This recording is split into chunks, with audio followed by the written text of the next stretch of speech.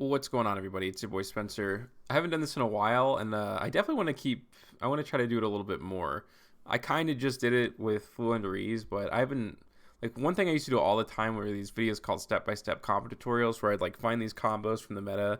It's just been difficult as of like recently because tier doesn't, it's not really have combos. It's always so random. So I might showcase like maybe like a play at some point, but it's kind of like hard to follow along, and I don't know. I don't know if that'd be like worth it, but this is something that I feel like I do want to make a video about.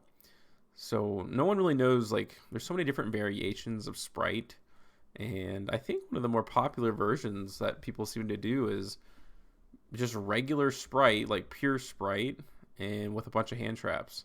So really, what does Spright still do, right? There was the banning of Dupe Frog.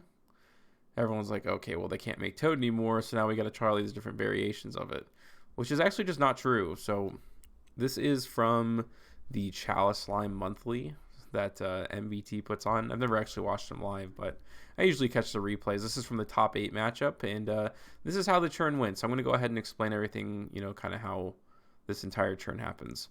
So I can go ahead and freely special summon the Kshatriy Law, or Kshatriy.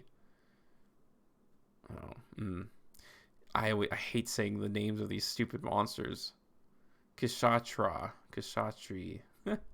I know, like, some of the boss monsters are called Kshatriy Law, so I thought that's what they all went over. But anyways, if you control no monsters, you can special summon this card from your hand. So basically, it also adds another copy of itself. It adds another Kshatriy monster from your deck to your hand, so it doesn't restrict itself from searching itself. So it's kind of like just a free +1, I guess, on some level.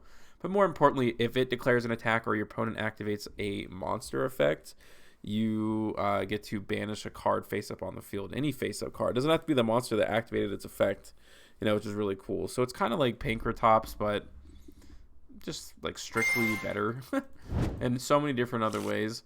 So we can go ahead and search a copy of itself, and now I can normal summon red. So this card negates monster effects. You got to tribute a rank or level 2. That's kind of how this archetype works if you're not familiar with it. And like, it usually freely special summons itself, but he didn't have any 2s on the board, so he had to go with this.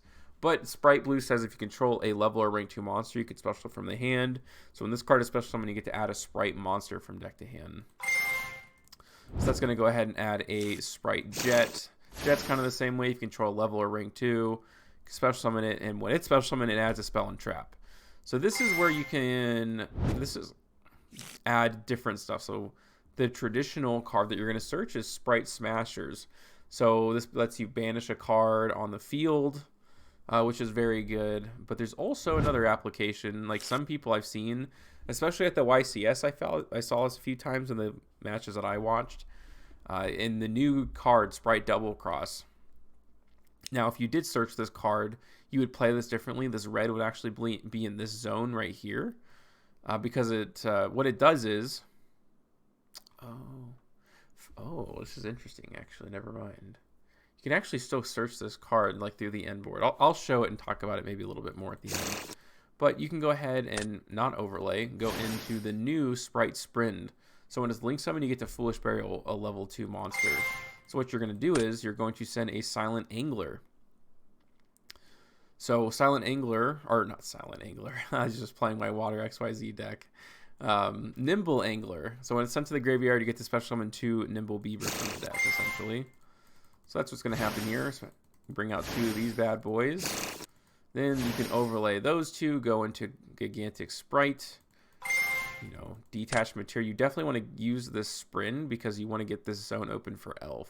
You need the zones that it points to. So then from the deck, you can summon a Swap Frog. When it's summoned, it lets you Foolish Burial a Frog. So that's what's going to happen there. And then you can link those 2 off, go into an Elf effect to bring back the other Swap Frog. So it's cool. Like, if you can, I guess if you have any 2 like Spright names, right? If you have Starter in your hand, you can do this. The thing is like, originally when all the ban lists happened, they're like, oh, only specific hands can make, Toad. And now literally any Spright hand can, which is just kind of insane. So then that can go into totally awesome. I can set a card that's going to be smashers, or it could be double cross. So I was looking at it. The thing is like, okay, it special summons a a monster, or takes control of a monster your opponent controls, and it has to go to a zone like a Link 2 points to. So I was like, oh, that's not very good. But then if you look at the other effect, it's attached to you can target a monster on the field or graveyard and then attach it to one rank 2 monster you control. So technically, and the reason why this is so good, well, first of all, this is an interruption. This is an interruption. Obviously, this is an Omni Negate. But if your opponent controls a monster, if you don't know the interaction, basically you negate something, you get to add back your Swap Frog, to your hand. And then, Chain Elf, bringing back Toad, right? It's not a once per turn. So you get 2 Omni Negates out of it. Fenrir is probably going to be a very popular choice coming up. Smashers. And then, probably any other Spright hand just has a bunch of, hand traps at that point to kind of round out all the interaction on their board. With a lot of follow-up, too, easily. So that is how Spright works. Just a quick video. I like to make these from time to time, especially if you've never seen these cards before. It could be confusing, like if you want to start building it, what do you really do? Well, there you go. There's at least one answer. So let me know what you guys think about this in the comment section down below. Other than that, that's going to do it for today's video, and I'll see you guys next time.